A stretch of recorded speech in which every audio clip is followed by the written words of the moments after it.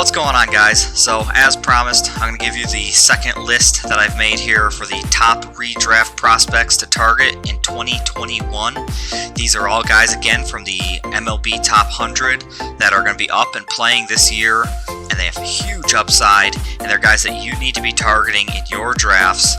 I already did the top 10 list. Go ahead and go check that out sometime, but I like to just dive right into the content, so let's get going with number 11. Michael Kopech, he is the highest risk, highest reward player on both of these lists. If he can actually pitch this year, he could easily have been the first player off of my boards here. The problem is he opted out last year, which actually was probably a smart decision given his injury history. Gives him a little time to recover, but I think it's going to take him a while to ramp back up. And he was injured the year before, and he was injured the year before. He plays for a great Chicago White Sox team this year, so I expect high things, and they claim that he's got a roster spot waiting for him when he comes back. The question really is will he come back? And if he comes back, can he stay healthy? History tells us the answer is no. But if he does, this could be that huge flyer that you take at the end of the draft and nobody thinks about that easily ends up as a top 25 pitcher. So keep your eyes out on him. Spencer Howard, he came up last year for the Phillies, and he struggled. He didn't pitch very well. He had a shoulder issue. He's had a few injury problems here and there, but he is a highly regarded prospect. He did throw a no-hitter in the minor leagues, and I know that for what this is worth, Bryce Harper was talking him up like crazy last year. So he was going on and on about if he's not on the team, there's something wrong, and blah, blah, blah. So I know Bryce Harper's a little out there, but his opinion matters in this stuff, and Spencer Howard is going to have a roster spot again, and he's going to have great upside. So if you're looking at like a Matthew Boyd or a Spencer Howard, you need to take Spencer Howard, because these Matthew Boyds, and I said Lester last time a bunch, so sorry Lester, you've had a great career, but it's time to pave the way for guys like Spencer Howard. Number 13, Christian Patch. So most of you would probably expect him to be a lot higher, because I think ESPN right now has him rather in the top 10 or just outside the top 10. So here's where we have to go into the difference between fantasy players and real life good players. A lot of these rankings will put these guys who are really good actual real life players much higher, but we don't care about that. We care about fantasy, and usually fantasy means hitting. Christian Patch is potentially the best outfielder in baseball today. He's best center fielder. That's what they say about him, and he's really that talented on defense, and he deserves all the credit in the world. However, hitting, which is what we care about more, is why he gets pulled back in my rankings and why he probably won't project very high in a lot of standings. So that's something you have to keep in mind, is even though you might see him early on a list, pull back a little bit, because his hit tool and power just aren't there yet. They could develop, but again, we're talking about redraft leagues. That means this year alone. 14.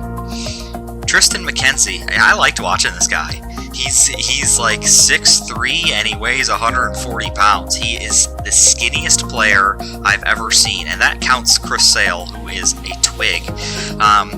That's kind of not a good thing, though, because a lot of people are all in agreement, really, that Tristan McKenzie needs to gain some weight to go a little bit deeper into the games. I think the whole, you need to be bigger is kind of a myth, but he is so small that it just seems like an injury is waiting to happen. However, it hasn't happened. We need him for 1 year, and if you're looking for strikeouts, Tristan McKenzie could be your guy. I don't think he's going to go deep into a lot of games, but he is going to start, and he's going to strike out a lot of guys. Injury risk for sure, more than probably most of these guys. 15, Bobby Dalbec. He's going to start first base for Boston this year. At least that's what every indication shows. And this is a guy that is more maybe of a category kind of guy.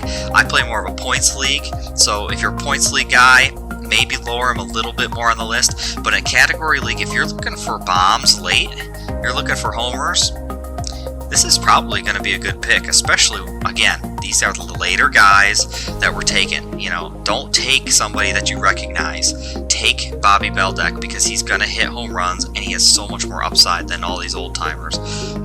16, Alex Kirilloff. I probably said his last name wrong. I apologize, but he was a first base, now turned outfielder for the Twins, and it sounds like they're going to give him full reign out there in the outfield. So he's known more for hitting than defense, and he's known for his hit tool more so than his power. So he'll be more of an on-base average kind of guy than a home run guy, but he's going to hit for power too. He's another one of these guys where I would just so much rather have him than these old guys. I'm going to repeat myself over and over again probably during the course of all this, but we don't need to take these guys who have done it and who are up in their 30s, because guys like this come around and they just go off. I'd rather have the guy on my last couple spots who can go off than get some middle of the road guy who I fill in occasionally. So I think this actually is probably the point where I no longer feel comfortable taking anyone else, and I'll explain. So next I have Jared Kelenic. Don't kill me, I spelled his name wrong. There's 2 R's in his first name. Kelenic, I talked about a little bit last time. I don't think they're going to call him up yet. He's banging on the door. He should be up soon, but how soon is really difficult, because Seattle knows they're not going to compete, so they're probably going to keep him down. And how long do you want to have a dead roster spot? So the next 2 guys, I have, my top 2 prospects on my list.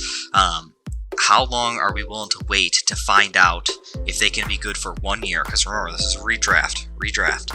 So 1 year of these guys. If you really believe that these guys will be up a week or 2 into the season and be rookie of the years, you need to take them probably 12th on this list, kind of a thing. But I believe in my heart that both of them are going to be held back more, always due to contract BS. It's not fair. The best players don't always play, because Kelenic right now, honestly, I would put him in the top 25 outfielders right now without even seeing a major league pitch. So that's how talented I think he is. But in redraft league, I'm cautious, very cautious. I have 3 more names. Obviously, it's not 11 through 20. It's 11 through 21. These are some guys that are in the top 100 that we should probably recognize. Dane Dunning, he's not a lights-out kind of guy. He's not projected to be an ace. He is going to start for Texas. He played last year for Chicago and had a pretty good season. I think he's one of these guys that the scouts don't really believe in. I think that they don't think he'll strike out a lot of guys, and it so far hasn't really shown that he will, but he's going to be a middle-of-the-road starter who has a lot of upside. I keep saying upside, and that's because this is the kind of guy you should be looking at later in the draft, because he could emerge as a top 40 guy this year. It's very possible. 20 might be on some people's lists. Jazz Chisholm. I like him as a real player. We kind of go back to the Christian Patch problem, but the thing with Jazz is the scouts think that his hit tool is not going to be there. They don't think he's going to hit for average. They don't think he's going to get on base that much. But the bigger problem outside of the scouts, screw the scouts. I saw what he did last year. He played really well for Miami. The problem is they're not sure he's going to start at second base this year, which kind of leaves him rather back down or bench or util, moving around a lot. If I'm going to invest in a guy who's moving around a lot, I feel like I need to have a guarantee that he's going to produce more. So I'm kind of passing on him, even though he is somebody who's going to be playing, I think, this year. And he obviously made my list. I don't see it as high as an upside as everybody in front of him. The last one I have to recognize is Joey Bart. Great player, but Buster Posey is going to be back. So there's a couple problems I have. Is I never really condone taking a backup catcher unless you kind of have to in your league. I also don't condone taking the backup catcher for a team. So he technically, with Posey back, Joey Bart rather finds a new position, which he won't. Or he ends up probably, most likely, he's going to go down to the minors, because I don't think they're going to want to waste his service time on the bench. They might play him every other game. I don't know. The problem is we don't know, and it's Posey's back. Posey's going to play. So for me, I would almost completely skip Joey Bart, despite the fact that he was up last year and he did play. I don't see it. I would take anybody else before this. And in fact, I would probably look at, for redraft league, at this point, taking a veteran catcher. Just unless something happens to Posey, he's not going to get the playing time. Anyway, guys, that's my, I guess, 11 through 21.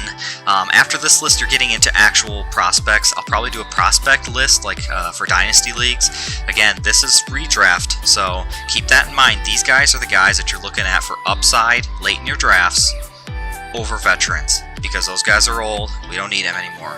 Peace out, guys.